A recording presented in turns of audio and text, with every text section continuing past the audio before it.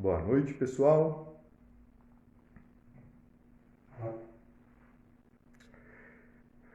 Boa noite, Vitória, Daniel. Mais um ponto crítico. Dessa vez com um convidado de peso, Leandro Narlock, jornalista, escritor. Vem bater um papo com a gente hoje.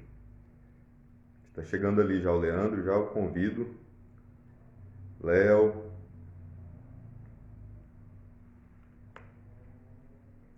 Vamos lá sem perder tempo, né? Vamos chamar o Leandro para cá.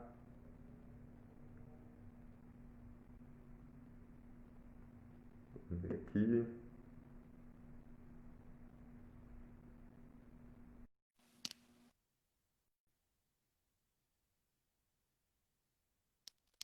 Boa noite, Leandro. Adriana. Oba, Boa noite, Leandro.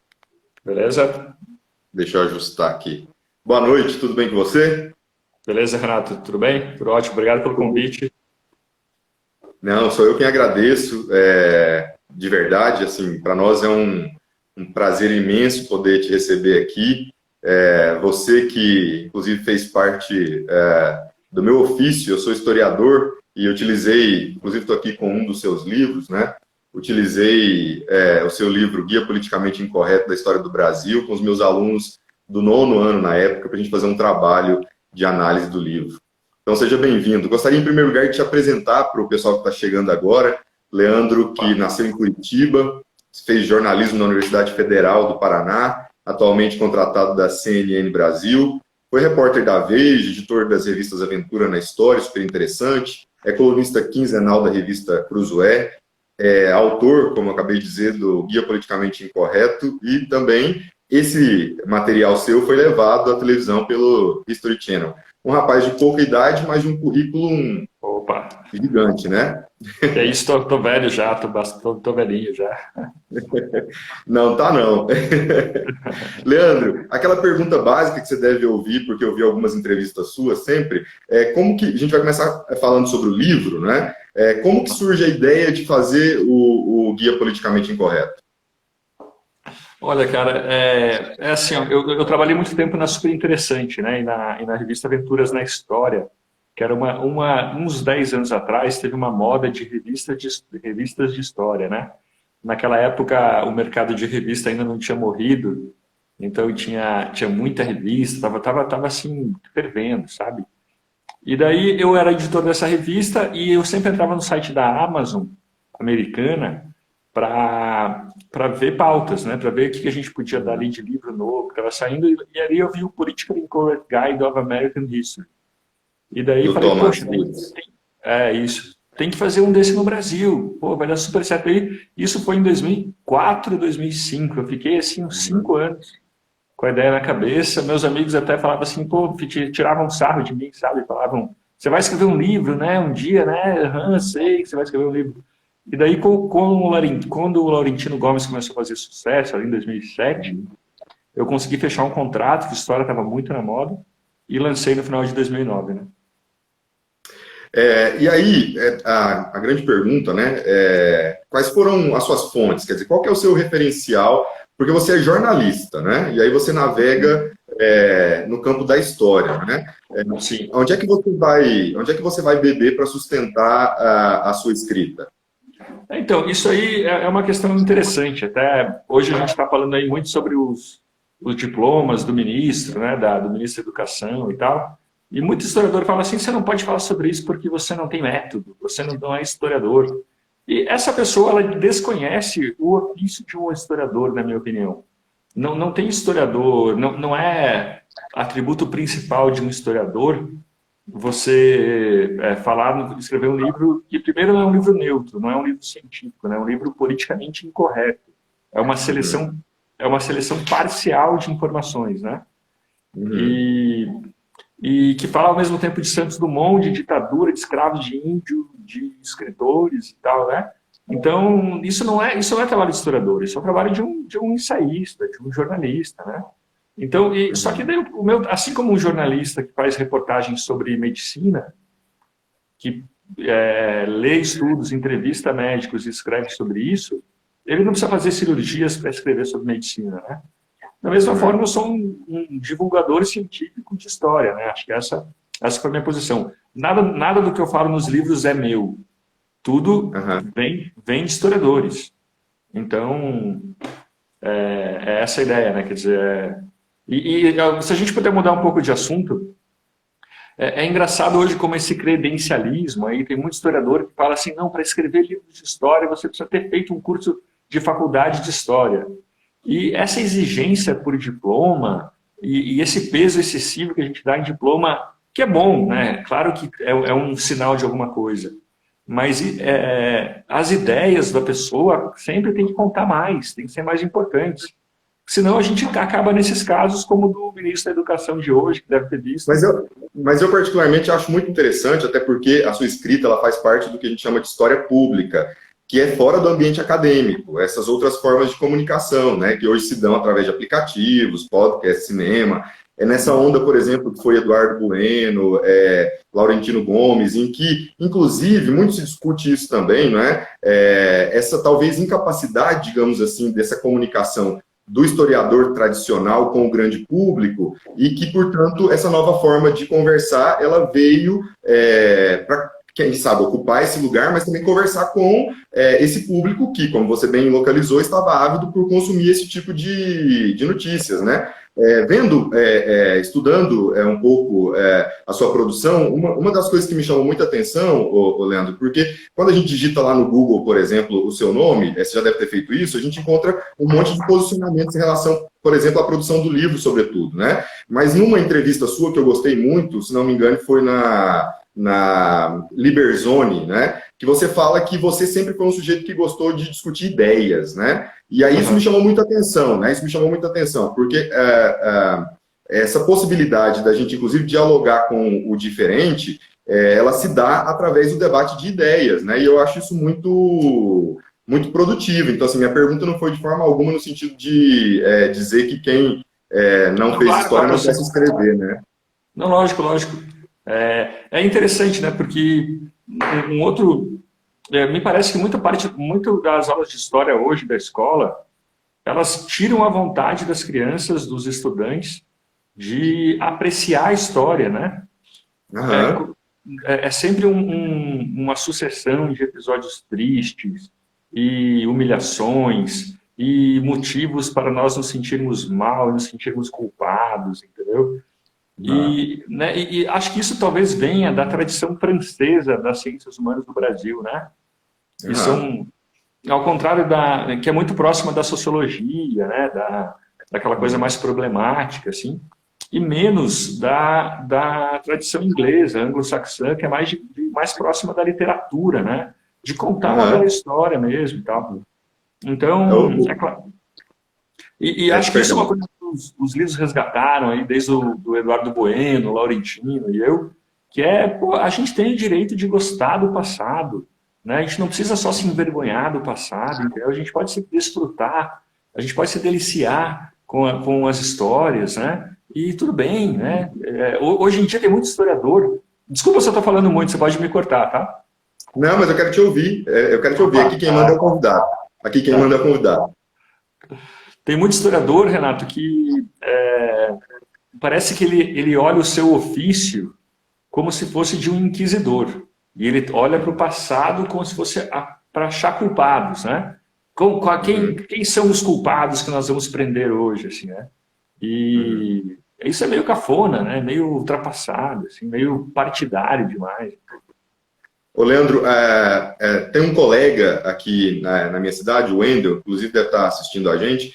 Ele é formado em literatura e ele faz agora o mestrado dele no campo da história. Então ele uniu essas duas coisas. E hoje, quando a gente bateu um papo, que eu contei para ele que você estaria aqui, ele disse, olha, eu gosto muito do Leandro, exatamente por essa questão que você acabou de dizer agora, que é esse contar que beira a literatura, né? Inclusive também numa das suas entrevistas eu vi que você contou que na sua faculdade tinha um professor Tesa, se não me engano, que ele passava uma lista lá para vocês lerem e que você gostou muito de ler o Rayuela do Cortázar, né? Isso me chama, Isso, exatamente. Isso me chama muita atenção, exatamente para te perguntar, porque você também localizou aqui agora que a sua escrita, ela atendia a um desejo mercadológico, mas a minha pergunta também é em relação ao anterior disso, assim, a sua relação com a história, enquanto estudante, depois enquanto universitário, né? Estudante, eu digo lá no ensino médio ou anterior até, né? Porque depois você descobriu, obviamente, um nicho, um negócio, mas eu também quero entender a sua paixão por esse campo da história, né? Uhum. Não, surgiu, não foi uma grande paixão, na verdade, deixa eu pensar.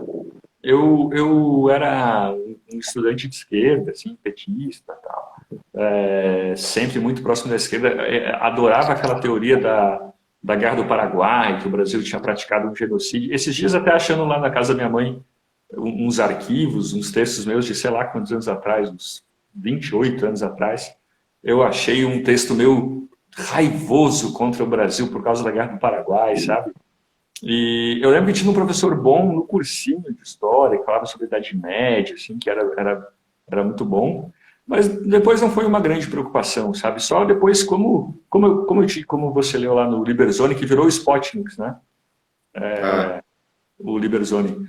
Eu gosto de discutir ideias, e daí ali em 2005, 2006, a história estava muito no debate, na agenda pública, né? A gente discutia muito o presente baseado no passado, como se está fazendo hoje com ditadura, né? A Folha de São Paulo aí achando que está rolando uma ditadura e fazendo aí curso online sobre a ditadura militar e tal. E então, quer dizer, estava muito. E eu falei, pô, essas aqui são as ideias que eu quero discutir, né? É isso que as pessoas estão discutindo agora. E como eu trabalhava numa revista de história, então eu estava com faca e queijo na mão, né? e aí, também acho interessante porque na sua fala, foi para o Guia do Estudante Abril, em 2017, você deu uma entrevista em que você falou que é sobre ideologias, né? Que você tinha professores com muitas ideologias e assim por diante, né? E aí é interessante quando você fala, por exemplo, que foi de esquerda, já escreveu e tal, até porque quando vai lá, por exemplo, ler a sua coluna na Caçador de Mito, né, que era a coluna, você tem lá um que você fala, deixe o colégio Dom Pedro II em paz, usar saia é uma delícia, né? E aí me pareceu, às vezes, se isso não seria uma pauta, por exemplo, politicamente incorreta, e se a gente não associaria isso à esquerda, e parece que você navega entre extrema-direita e não sei se um pouco de esquerda, né? Quer dizer, como que a gente te lê? Não, eu sou um liberal, né? Eu acredito na livre circulação de ideias, pessoas e coisas. Pronto. Uhum. Né? Então, eu sou muito a favor da legalização das drogas, da privatização de tudo. Eu gosto do pensamento conservador. Acho que se a gente tivesse aí uma doutrina liberal, ela deveria seguir os valores conservadores de prudência, entendeu? Não gosto do reacionarismo nem o vermelho, que tenta voltar aí a um passado econômico imaginário, nem o reacionarismo verde, aquele que é contra a tecnologia, contra a inovação, e nem o reacionarismo azul, né, que é contra aí mudanças nos costumes e tal. Então, não sei se eu te respondi, eu sou basicamente quase um libertário, assim, sabe? Acho que o governo hoje é absurdamente como ele se mete na nossa vida, como a gente acredita que a gente precisa do governo para resolver nossos problemas, e como a gente está vendo aí nessa pandemia, convém não deixar na mão do governo coisas tão importantes. A sociedade civil deveria se organizar para lidar com esses problemas no futuro, né? E o que mais? Te respondi, não? Sobre as saias. Veja, qual o problema? Por que é de esquerda usar saia? Homem usar saia, né? Usar bermuda hoje que todos os adultos usam, era uma coisa antes de criança grande, de Kiko do Chaves, né? Mulher usar calça também. As mulheres começaram a usar calça só depois da invenção da bicicleta, porque era difícil andar de bicicleta com saia. E isso foi ali um tabu, um statement, né, no começo. Eu usaria saia perfeitamente. O ruim de usar saia é que é uma afirmação, é um statement, para criar polêmica. Eu queria que isso fosse uma atitude cotidiana sem nenhuma politização, né? Mas então é basicamente isso. E então você é um sujeito politicamente incorreto? É isso, você falou sobre isso. Sou assim, eu gosto ideias que desafiam a ortodoxia, né? Hoje em dia, nos Estados Unidos, está uma loucura, assim como as pessoas elas se apegaram a ideias sagradas, né? A justiça social, a universidade deve lutar pela justiça social. E qualquer coisa que vá contra essa ideia é motivo para banir um professor para toda a carreira do professor, né? E a universidade não deve lutar por justiça social, ela deve lutar pela verdade. O pesquisador, se ele quiser, ele pode lutar por justiça social, né? Mas entre a verdade e a justiça social, você tem que procurar a verdade. Por exemplo, tem muitos estudos falando que o fato de as mulheres ganharem menos que os homens, ou então não ocuparem cargos em exatas, né? Não terem aí, serem menos de 10% dos cursos de exatas e tal, se deve mais a escolhas femininas, né? As mulheres preferem disciplinas em que elas têm mais linguagem, têm mais afeto, têm mais relacionamento e menos coisas, né? Que é uma coisa mais masculina. Não tem nenhum juízo de valor nisso, né? Não é bom ou ruim, né? Só que só essa ideia de que talvez existam menos mulheres em ciências exatas por preferência delas, isso motivou a demissão do reitor do presidente de Harvard, entendeu? Uns anos atrás. Então, e também tem essas ideias ortodoxas na direita, né? Então, tanto a esquerda quanto a direita tem o seu politicamente correto, né? Que é legal da gente irritar e desafiar. Porque também nessa linha, né, ainda falando sobre essa questão das ideias, da ideologia, tem o lance, por exemplo, da escola sem partido, né? E eu vi que você é um entusiasta do movimento. Inclusive você coloca que são ferramentas, na verdade, que o movimento tem ferramentas para que pais e alunos reclamem de professores abusivos, né? Isso, se tratando da realidade brasileira, educacional, inclusive cultural, de que modo você vê, por exemplo, que isso seria possível? Quem determinaria esse abuso? De que modo isso não seria, na verdade, uma censura ao trabalho do professor? Porque quem teria essa ferramenta de dizer o que pode e o que não pode? E aí eu gostaria de compartilhar, na verdade, com você, como professor, né, que sou, quando a gente fala, por exemplo, do tema da reforma agrária, por exemplo, né? Quando eu fui tratar o tema da reforma agrária numa sala de aula, eu me lembro que o aluno levantou a mão e ele ficou muito nervoso, porque como é que a gente ia falar sobre reforma agrária? E aí eu perguntei se eles tinham terra, e aí ele me disse, que eu não lembro agora quantos alqueires eles tinham, que era uma terra pequena, mas que na cabeça dele a reforma agrária significaria tomar isso, enfim, né? Como que esses temas, na visão tanto da escola sem partido ou na sua visão, eles poderiam ser tratados de forma que o professor não fosse acusado de militância, né? Não, muito simples.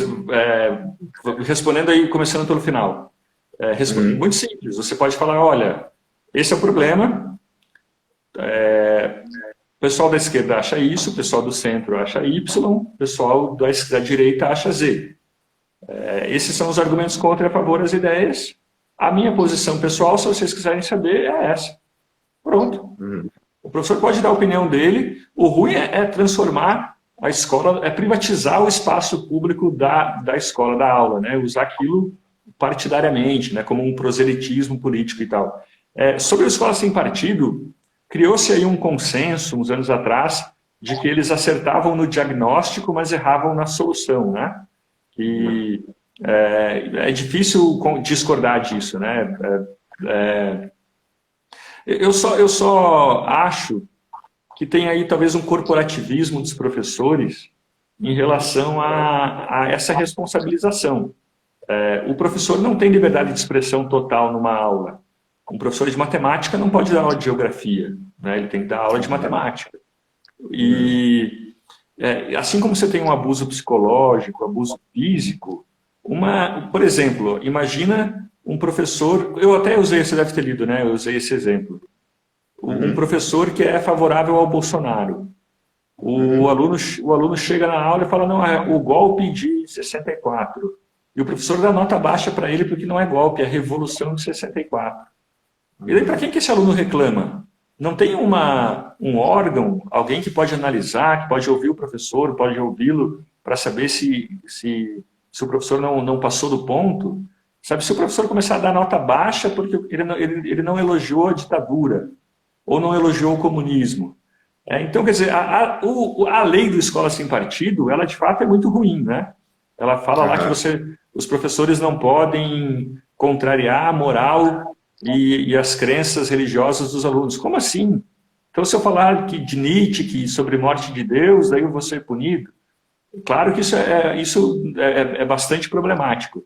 Mas a ideia de você poder responsabilizar o professor ou ter algum marco regulatório, assim, para algum órgão para o qual eu possa recorrer contra um professor, é sensato. Acho que sem nenhuma caça às bruxas, entendeu? Sem nenhuma censura, né? Eu entendo que o espaço da escola é um espaço da pluralidade, né? Então, assim, de ideias, de posturas, enfim, né? A escola serve exatamente para isso, né? A minha preocupação, na verdade, em relação a esses discursos de tentativa de cerceamento é quem o fará, né? Sobretudo nesse cenário brasileiro em que, não sei se você concorda, em que a gente não tem um gosto pela cultura e nem pelo estudo, né? Então, se tratando, por exemplo, que a gente vai ter pais ou vai ter alunos que vão questionar um professor, eu me pergunto sempre baseado no quê? Em qual leitura, em qual postura e de que forma isso foi construído, né? Claro. E você, me conta um pouco sobre você. Você dá aula para que série? Como é que é? Eu já trabalhei com todas as séries, nos últimos anos, especialmente com o ensino médio, mas atualmente eu não estou como professor de história, sou professor de espanhol e tenho uma escola de idiomas, né? E aí esse projeto, o Ponto Crítico, nasceu dessa minha necessidade de diálogo, de falar, de ouvir. Por aqui já passaram pessoas com ideias completamente diferentes das minhas e a gente teve diálogos muito proveitosos aqui, porque eu também acho que só o diálogo ele é capaz de construir alguma coisa, né? Muito legal. Faz mais uma pergunta difícil aí, vai. Tá. Então, na verdade, eu queria falar, por exemplo, em relação... A mesma entrevista sua do Guia do Estudante, você fala que pessoas afrodescendentes te escreveram agradecendo que o livro, na verdade, porque não aguentavam mais tanta vitimização, né? No caso por exemplo, recente do George Floyd, você também escreveu que a polícia age daquela forma, não só com negros, mas com brancos, de imobilizar com a perna no pescoço e assim por diante, né? De que forma você acha que a sua postura, a sua escrita, ela contribui na luta contra o racismo, por exemplo? E de que modo você recebe essas críticas, né? Quer dizer, como você as analisa? Então, vamos lá. O meu ponto em relação aos livros é assim, que você deve ter lido também, né? Que a historiografia mais à esquerda, marxista dos anos 70 e tal, dos anos 60 aos anos 80, ela sempre trata de índios e negros na voz passiva. Né? Eles sempre são humilhados, escravizados, mortos, atacados, presos. Você nunca tem um protagonismo. Quando o negro ou o índio eles protagonizam uma ação, é sempre uma ação de rebeldia, só que eles são sempre menos poderosos, menos fortes, mais fracos que os brancos e acaba que eles morrem, né? Então eles viram mártires. Esse é o único protagonista branco, negro ou índio admitido nessa historiografia marxista. E daí é legal, é libertador para os negros hoje poder olhar para o passado. Isso quem fala é o Manolo Florentino, né, o grande historiador carioca. É legal você poder olhar para o passado e falar, olha, os meus antepassados foram pessoas ricas, foram pessoas que negociavam, que tentavam negociar a sua posição, que talvez tenham sido pobres, mas que lutaram contra isso. Né? É irrelevante, né? Que bobagem eu falei de rico e pobre. Mas, assim, eu digo que foram pessoas que protagonizaram, que conseguiram decidir um pouco da sua vida. E, claro, dentro dos costumes da sua época. Né? Nenhuma etnia tem aí o monopólio da maldade ou o monopólio da virtude. Né? Todos nós somos descendentes de assassinos, de santos, de boas pessoas e tudo. Né?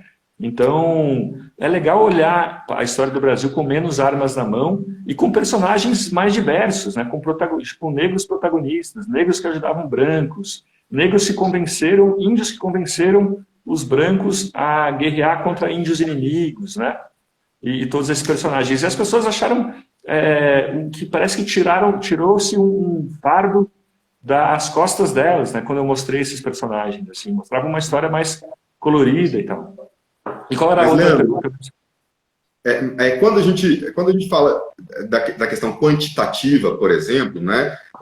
Você, no caso, até inclusive, ainda nessa linha do escravo, do negro, você cita até o caso de um escravo que foi trazido da África e depois ele voltou para lá como imperador, uma coisa assim. Isso não seria, quando a gente pensa quantitativamente, quer dizer, um caso pinçado, e aí não há um risco de dizer que esse caso pinçado represente, por exemplo, essa mudança radical do que então, o que a historiografia tradicional traz? Quer dizer, como que a gente pode ter segurança nisso, né? Não, tem uma expressão do Dostoiévski muito boa, que é inteligência brejeira, que é aquela ideia de que se você lança uma ideia elegante, uma ideia modesta, a pessoa pega essa ideia para usar de forma politizada e radicaliza essa ideia, né? É o que aconteceria nesse caso, né? Muita gente, até aquele Sérgio Camargo da Fundação Palmares, ele fala, não, foi bom, a escravidão foi bom para os negros, que bobagem, né? Que nada a ver.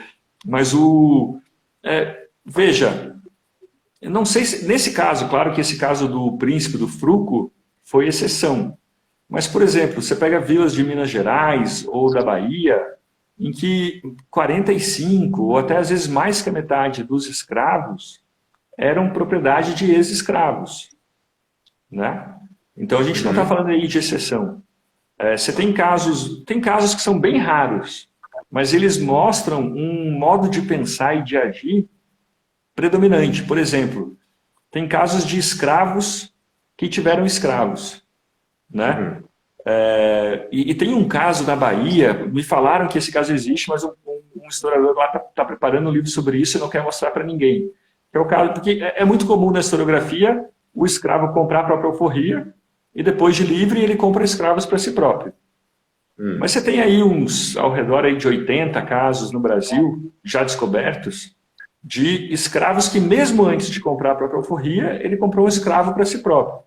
E tem essa história de Salvador, que são três degraus. Um escravo tinha um escravo e esse escravo tinha um escravo, entendeu?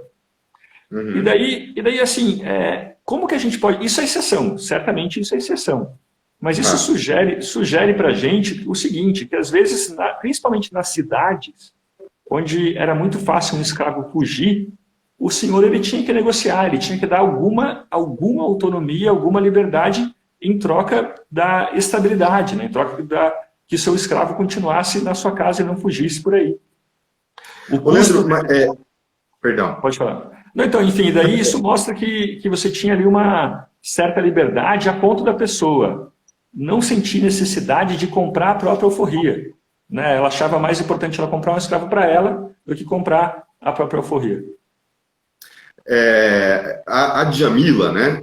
Ela escreve, ela fala da questão do negro no Brasil, de como o povo, ele na verdade, entendido como uma coisa só, né? Então, ela, inclusive, fala que quando o Sérgio Camargo vai lá e diz que o movimento negro é uma escória e tudo isso, né? Que isso pesa muito porque ele é negro falando sobre o movimento negro, então há uma questão que ela diz assim, se fosse, por exemplo, um branco que tivesse cometido um crime, por exemplo, você não vai culpar todos os brancos do crime, mas parece que isso atenta contra eles mesmos, né? Então, você não acha que, portanto, essas histórias, né, eu insisto nessa pergunta, né, elas não contribuem positivamente para o entendimento no Brasil de que sim, existe o racismo, de que sim, existe prejuízo para o negro na história do país? Como que você vê essa questão? Mas veja só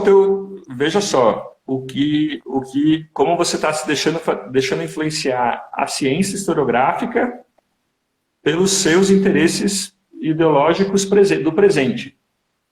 Tem um exemplo, tem um site muito bom chamado Heterodox Academy, que é de uns acadêmicos americanos pregando maior diversidade ideológica nas universidades americanas. E um texto de apresentação do Jonathan Haidt sobre isso, ele fala o seguinte, imagine um estudo médico que, na verdade, é patrocinado por uma empresa, tá? Por um laboratório farmacêutico. E ele começa a tirar conclusões baseadas não na ciência, não na medicina, mas nos interesses do laboratório farmacêutico. Aí você tem um problema de telos, né? Um problema de objetivo da sua atividade. A atividade do médico, ali, do cientista, é descobrir a cura para alguma coisa, a ciência, não é contribuir com o laboratório farmacêutico. Da mesma forma, um historiador, ele tem que estudar o passado. Ele não tem que ficar pensando, isso vai contribuir para hoje, para o movimento A, para a luta identitária A ou B, entendeu? Então, a gente não pode deixar, primeiro, antes de tudo, né, a gente não, o cientista, historiador, ele não deve se deixar contaminar por isso. Ele tem que estudar o passado, ele não pode se censurar, entendeu? Isso é um ponto. O outro ponto é que eu não acho que incentiva o racismo. Pelo contrário, primeiro assim, que o movimento negro não necessariamente ele representa todos os negros. As pessoas podem discordar do movimento negro sem ser racistas, né? Isso é uma tática muito baixa, na verdade, você acusar de racismo uma pessoa que simplesmente discorda do movimento negro. E, além disso, é bom ter diversidades de movimentos negros no Brasil, como tem nos Estados Unidos. Você tem movimento negro conservador, movimento negro libertário, movimento negro mais de esquerda. E se você represa o movimento negro na esquerda, como acontece hoje no Brasil, acontece que você perde metade da população que poderia apoiar a sua causa, entendeu? Porque a causa se confunde com socialismo, com gente que acredita que o Estado forte é importante, que é a solução de todos os problemas e tal. E é muito bom que agora está começando, né, o coletivo... qual que é o nome? O pessoal do Livres, sabe, do movimento político Livres. Eles estão fazendo o coletivo Luiz Gama, que foi aí do Partido Liberal Radical, né? Eles estão fazendo um movimento negro liberal, sabe? Bem diferente. Então é bom e não é ruim a gente ver esses casos, sabe? Para mim é tão racista você pretender que todos os negros do passado foram boas pessoas, quanto dizer que todos eles são más pessoas. Entendeu? Não é simplista, é simplório a gente achar que a cor da sua pele ela define personalidade, se a pessoa vai ser boa ou vai ser ruim, entendeu? Ô, Leandro, respondi direitinho. Mudando de assunto, porque nosso tempo está acabando, vamos falar sobre você no jornalismo, né? Você agora está na CNN, eu li também no seu Instagram que você, quando você postou que estava na CNN, você estava com uma expectativa porque falar em público te causava um pouco de apreensão, assim, né? E você está como comentarista lá, né? Então, eu queria levantar algumas coisas que você publicou e tal, para que a gente pudesse falar sobre isso, né? Por exemplo, você postou que eu ia perguntar qual a sua entrevista mais difícil que você teve. Eu li que você colocou lá, pelo menos a imprensa repercutiu, que a entrevista com o Dante Mantovani foi uma entrevista assim, mais tensa, mais difícil, né? Como é que tem sido esse seu trabalho à frente da tela, né? Como que você tem avaliado? É difícil, cara, muito difícil, sabe? Porque eu às vezes sou muito pouco cuidadoso nas palavras. E, por exemplo, na época do Dante Mantovani, ele dizia que o rock causava satanismo, né? E daí eu ingenuamente eu falei na televisão assim, mas se for verdade, qual o problema? Qual o problema de ser satanista? E isso foi um furor. O cara está defendendo o satanismo na internet, na televisão, que absurdo. Eu falei, não, só estou dizendo que não é crime, não necessariamente é crime ser satanista. Tá? E esses dias, fim de semana, uns 3, 5 semanas atrás, eu passei o fim de semana todo criticando, chamando de esdrúxula. Eu lembro que eu usei essa palavra diversas vezes. Esdrúxula, a sugestão do Bolsonaro de mandar as pessoas entrarem em hospitais e tal. E daí, na última intervenção do domingo, eu falei, gente, quer saber? Ele não falou invadir. Ele falou dar um jeito de entrar, o que dá margem aí para interpretação. E daí pegaram só essa parte que eu falei, e que parecia muito uma passada de pano grotesca no Bolsonaro, né? E ali eu fiquei com fama de passador de pano, injustamente, porque todo dia eu critico ele na televisão e fiquei muito bravo com isso. Mas, enfim, tô ainda aprendendo essas nuances, né? É muito perigoso falar na televisão, sabe? É bem difícil, né? Porque as pessoas estão ali com pedras na mão, o menor erro que você fizer, vão te chamar de racista, de discurso de ódio, de sei lá o que mais. Por exemplo, pensando então, portanto, essa sua atuação, sobre o inquérito das fake news, você afirma que as notícias falsas devem ser combatidas, mas não com censura, né?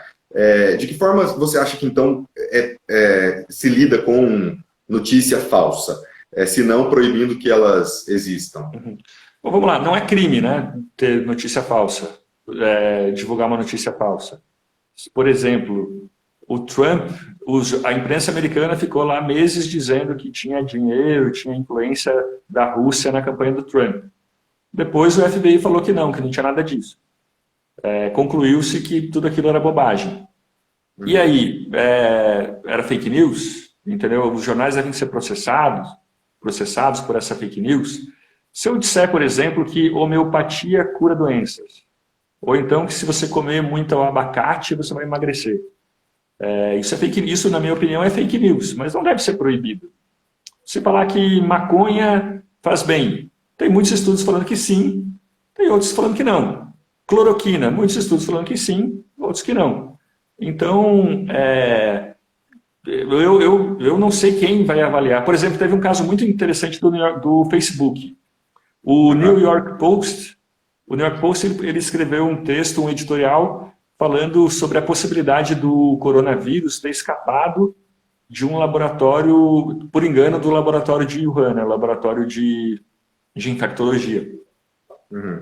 E o Facebook deu uma tag, ele deu um selo de falsa, de notícia possivelmente falsa sobre isso, um alerta de fake news. Depois, começaram a ver que isso tinha até algum sentido, que essa ideia, na verdade, ela tem tanta possibilidade quanto aquela do mercado. O New York Times, o Financial Times, vários outros jornais falaram sobre isso. E o Facebook retirou o selo de notícia falsa do New York Post, que depois escreveu um editorial descendo a lenha no Facebook. Então, e aí? Quem vai decidir o que é fake news, né? O que não significa, é claro, que não existam aí os crimes de injúria, de difamação, né? Isso daí não é fake news, isso é crime, está previsto no Código Penal. Tem um debate interessante que é o seguinte: se autoridades deveriam reclamar de crimes de injúria. Tipo, eu não posso xingar o presidente, se eu quiser. Poxa, como assim que eu não posso xingar o presidente? Isso é coisa que todo brasileiro faz 20 vezes por dia. Não, nesse caso específico, a gente sabe, na verdade, que o que eles estavam dizendo, inclusive, era ameaça de morte, ameaça de matar as filhas, né? Mas, cara, todo mundo recebe isso, cara. Eu dou print toda hora que recebo coisas assim no Twitter, sabe? Qualquer pessoa famosa, você coloca facada Bolsonaro no Twitter, você vai ver várias pessoas dizendo que pena que a facada não pegou, eu vou ser o próximo a fazer o que o Adélio não completou, sabe? Tudo bem, eu não estou, claro, concordando com aquelas do STF, elas são de fato muito ruins, e o meu grande ponto em relação ao inquérito é que ele é um inquérito bizarro, né? A vítima é o mesmo que apura e é o mesmo que depois vai julgar.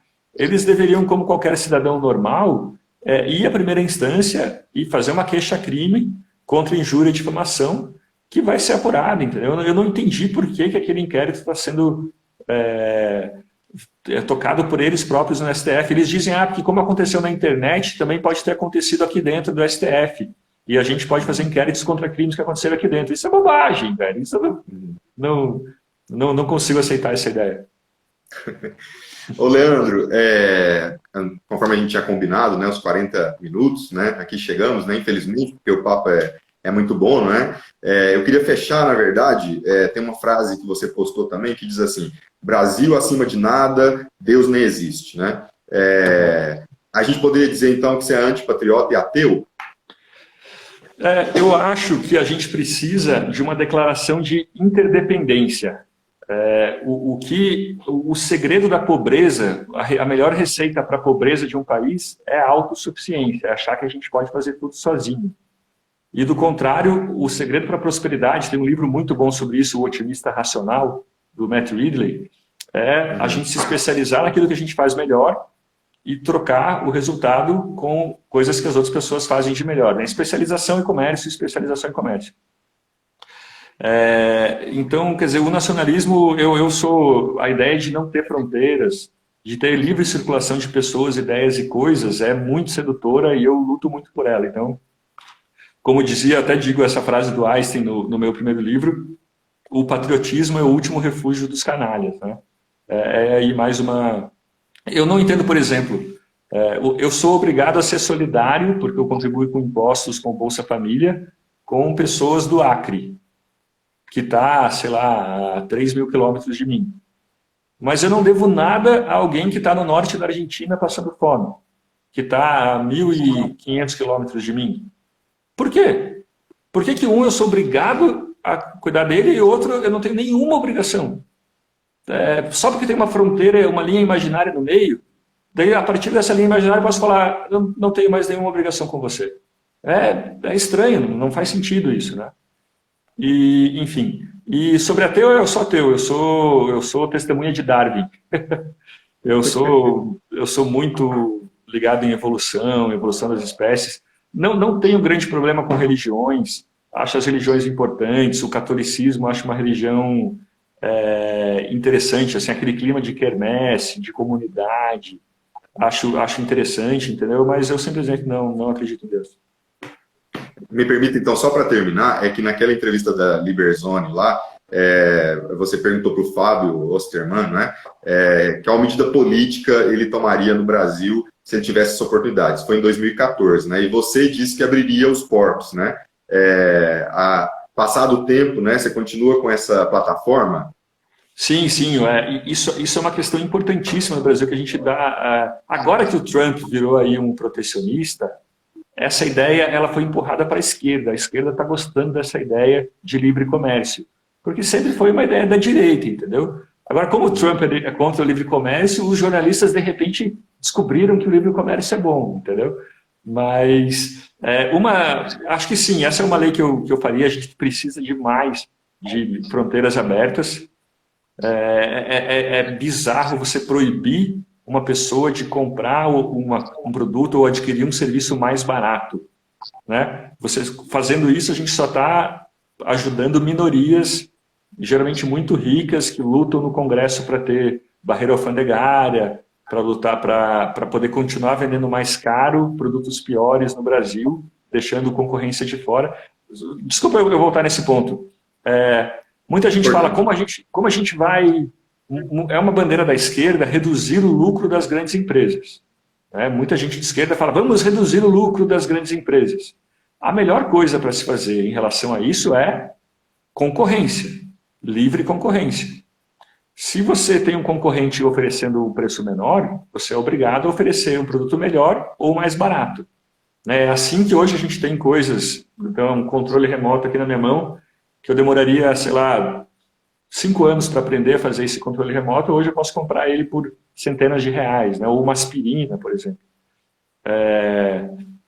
Então, quer dizer, né, porque a gente tem aí o celular, né, o celular que a gente está usando aqui, custava, nos valores de hoje, o celular custava 15 mil reais, aquele Motorolinha que chegou ao Brasil. Hoje você tem mais celulares que pessoas no Brasil, né? Tudo porque as empresas são boas? Não. Porque teve aí uma lei da Dilma, do Lula, do Temer, obrigando as empresas a fazerem celulares mais baratos? Não.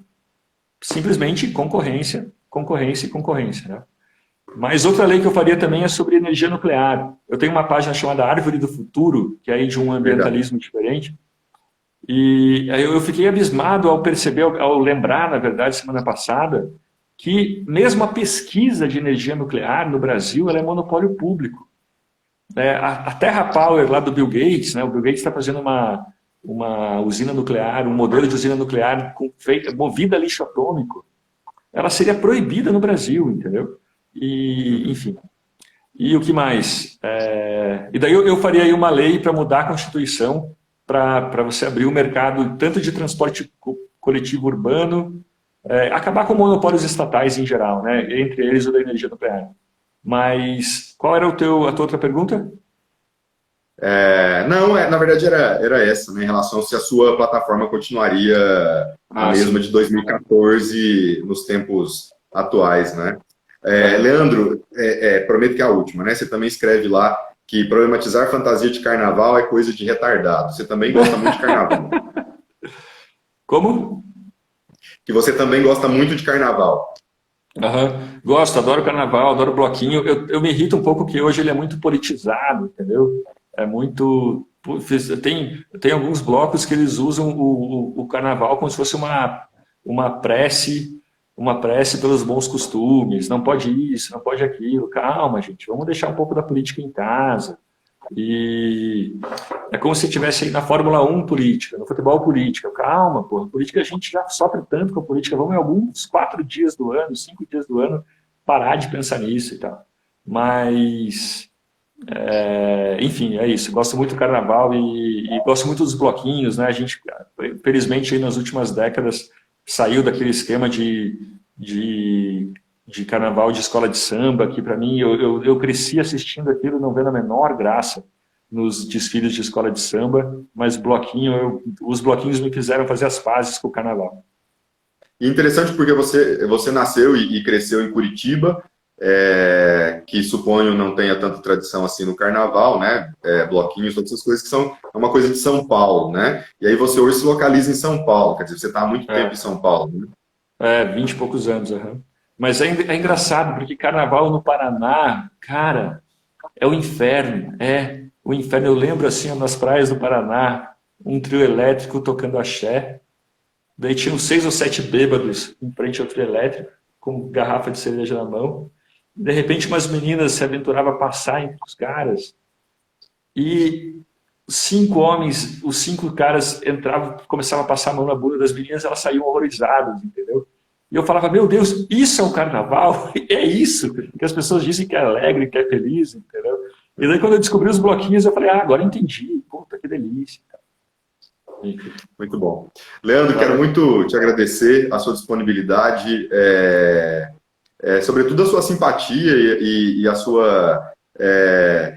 eu poderia utilizar a palavra humildade em vir conversar com a gente, né? Quando eu escrevi para você logo respondeu e aceitou.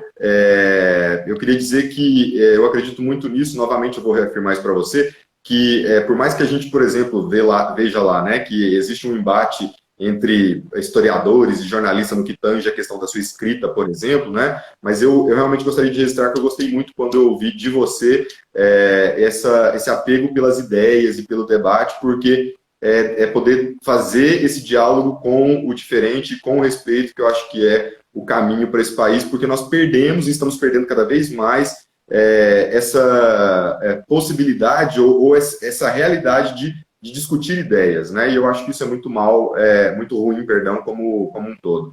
Te agradeço, desejo muito sucesso, mais do que você já tem, né? Que você seja muito feliz sempre.